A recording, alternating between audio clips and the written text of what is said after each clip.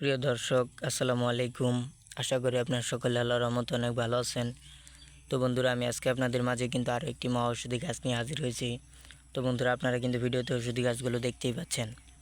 তো বন্ধুরা, এই ঔষধি গাছগুলো আপনারা কারা সেবন করবেন? তো বন্ধুরা, আপনারা যারা দীর্ঘদিন যাবত আপনাদের পেটের গ্যাসের সমস্যা নিয়ে ভুগছেন, অথবা পেটের গ্যাসের সমস্যার কারণে ঠিকমতো খাবার খেতে পারেন না, খাবার খেতে গেলে বন্ধুরা আপনাদের বমি চলে আসে, তো বন্ধুরা, আপনারা যদি ঔষধি গাছের শিকড়গুলো বা ঔষধি গাছের পাতাগুলো রস করে বেটে প্রতিদিন সকালে সেবন করতে পারেন, তাহলে কিন্তু আপনাদের পেটের গ্যাসের সমস্যা সম্পূর্ণভাবে ভালো হয়ে যাবে।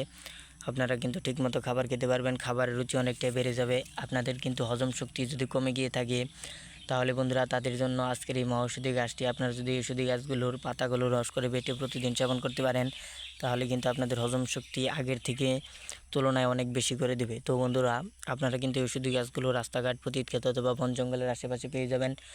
আমরা আমাদের চ্যানেলে প্রতিনিয়ত কবিরাজি ভিডিও আপলোড করতে গিয়ে, আপনারা যদি আমাদের চ্যানেলে নতুন দর্শক হয়ে থাকেন, অবশ্যই চ্যানেলটি সাবস্ক্রাইব করে দেবেন। আমাদের নতুন নতুন ভিডিওগুলোকে সবার আগে পেয়ে যাবেন।